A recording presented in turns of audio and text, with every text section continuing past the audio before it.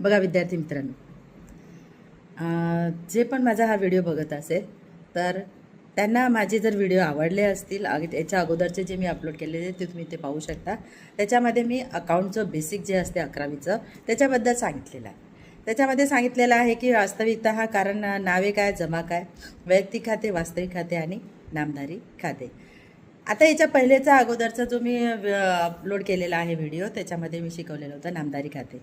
आता मी प्रत्येक याचे उदाहरण सांगते आणि त्याच्यानंतर मी प्रॅक्टिकली तुम्हाला शिकवेन. तर चला बघा, माझं नाव आहे डॉक्टर अरुणा चांडक. तर मी अकाउंट विषयाच्या बाबतीत माझं एकता कोचिंग क्लासेस आहे. कुणाला असं वाटलं आहे की तुम्हाला ॲडमिशन घ्यायची आहे तर तुम्ही माझ्या या डिस्क्रिप्शनवर मला सांगू शकता आणि मी तुम्हाला ॲडमिशन देऊ शकते. तर चला बघा, जर तुम्ही म्हणाल की लाईव्ह सेशन घ्या तर मी लाईव्ह सेशन पण घेऊ शकते. बघा, वैयक्तिक खाते म्हणजे काय होतं झालं. आता वैयक्तिक खात्यामध्ये सुद्धा प्रकार पडतात. तर हे जे प्रकार आहे मी पहिले तुम्हाला बेसिक सोप्या भाषेत सांगितलेलं आहे. वैयक्तिक म्हणजे घेणारा नावे आणि देणारा जमा. बस सिंपल, सोपं, काही एवढं टेन्शन नाही घ्यायचं आणि काय काय नावेन काय असं काहीच ते करायचं आहे. सरळ सरळ वैयक्तिक खात्यामध्ये कोण घेत आहे आणि कोण देत आहे, बस एवढा विचार करा. मग आता इथे कोण घेत आहे आणि कोण देत आहे म्हटलं तर ती व्यक्ती आली. झालं वैयक्तिक.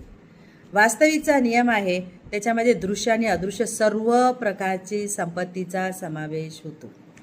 लक्षात ठेवा, याच्यात संपत्ती घ्यायचं, व्यक्तीचं नाव नाही. याच्यात संपत्ती घ्यायची. मग आता संपत्ती म्हणजे इंग्लिशमध्ये प्रॉपर्टी म्हणतात, ॲसेट्स म्हणतात. मग प्रॉपर्टी ही काय आहे, संपत्ती काय आहे?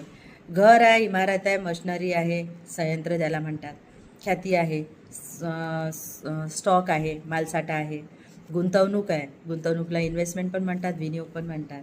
त्याच्यानंतर व्यापार चिन्ह आहे, बरोबर आहे. तर ही सगळी काय आहे, आपली संपत्ती आहे.